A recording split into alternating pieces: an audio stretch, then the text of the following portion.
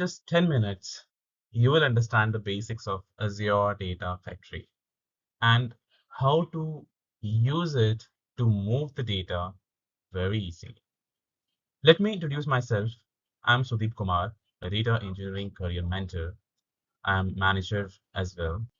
Having 9+ years of experience in IT industry, I specialize in Azure Data Factory, Snowflake, Databricks, Spark, and other cutting-edge tools.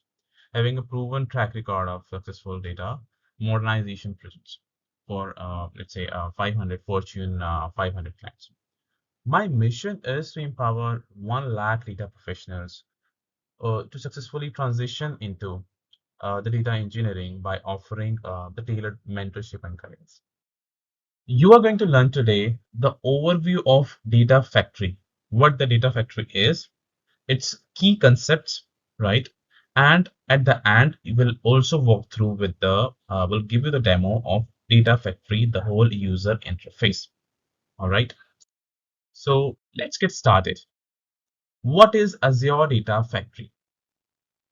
It is a cloud tool that help you move and transform the data between different sources and the target automatically. Let's say if you want to move the data from one source to the another, and let's say you want to fetch the data from different sources, right? And you can use Data Factory as an orchestrator as well. So let me tell you that who all are the users of Data Factory. Mostly it's the data engineer who use the Data Factory to automate how the data moves and changes inside the company. All right. Now let's understand the key concepts of Data Factory that will cover in the video today. So you can see the first thing we know that it's a data source, right? The way where the data is stored, correct? But how we fetch the data, right? First of all, we must have the pipeline in place, right? Which moves the data from source to target. We must have the activities like the task that we perform, correct? Let's say if you want to clean something, right? So all that we need in that's basically the part of the pipeline. So pipeline is a combination of activities. Okay. So link service. So link service is basically the connection between the source systems. So how we connect a particular data with the source system, that configuration, it's all about the link service. Data sets. It's the final data sets actually that is going to be we prepare it and make it the final version. All right. Now let's take a real life example.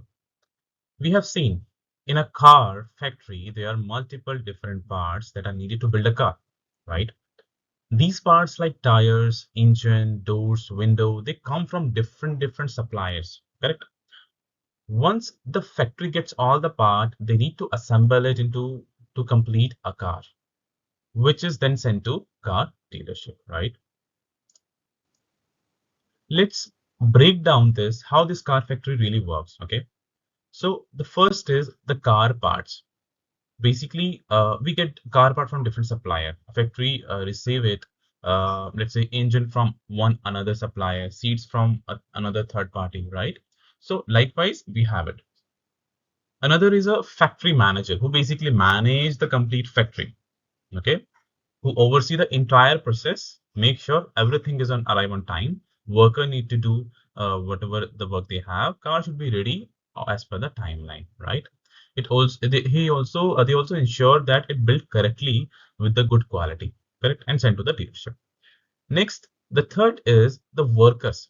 Basically, inside the factory, these are the worker who follow the instructions of a factory manager, right? To put the part in place, correct? And let's say install the engine, attach the doors, and so on, right?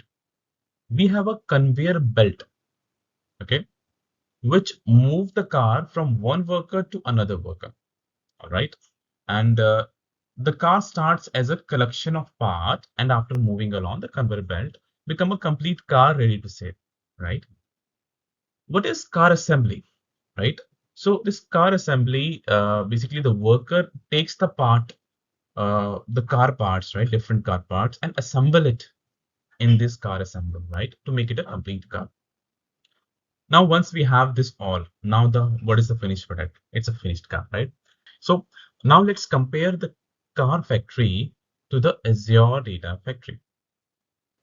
So car parts are the data sources from where we get the data, right?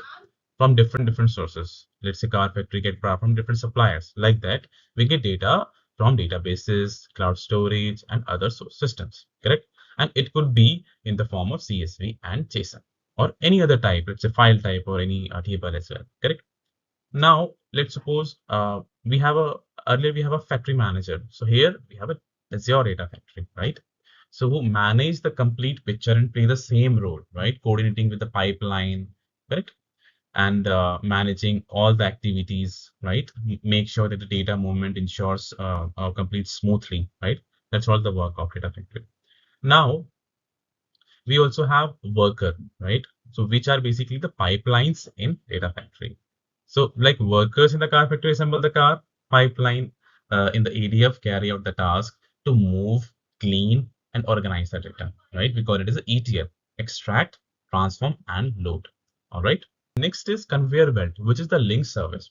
Link service, like a belt, it connects together the sources to the assembly lines. Okay. So here, link service is like a connection between the data sources.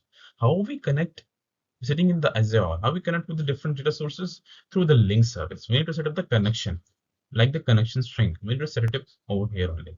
Okay. So after it, we have a star assembly, which is like an activity where we do the actual work, right?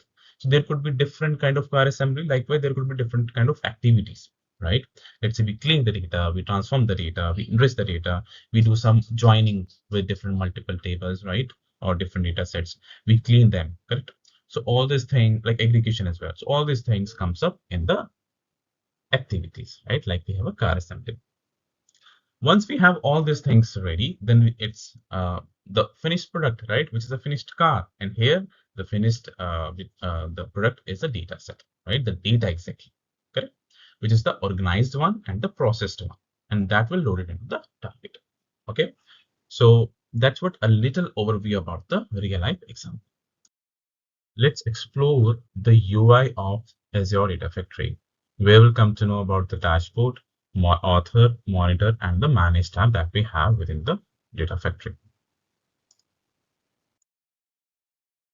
So first is a ADF home dashboard, where once we land on this dashboard, basically this is the interface it shows to us.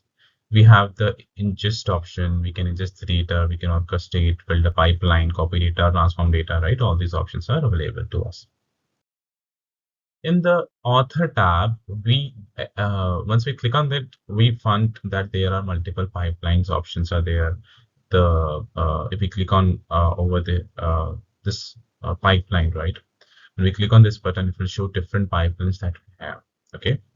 And if it's a new data factory, then you can just click on that plus button and you can create the pipelines. Okay.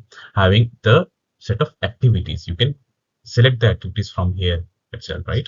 Like that. Within the pipeline, you can have multiple activities and set of activities. And let's say if we need to fetch the data from some sources, you need to create the data sets. Okay. Which is again linked to the link service. Where we can configure the link service, go to the manage tab. Before that, let me tell you about the monitor tab. In the monitor tab, we can execute, once we execute one particular pipeline, we can see the run, different runs of it, different versions of run, right? Let's say if we have executed the pipeline, let's say 10 times, okay? We'll see all the runs over here. History is visible. So we were talking about the manage tab. Here we can configure the link service. We can create a new link service, set up the connection, put the connection string, and it's ready, right? And once we build the data sets over there in the author tab, we can select the link service. Okay. There are lots of other activities as well to set up with the Git, to set up the integration runtime, and so forth. All right.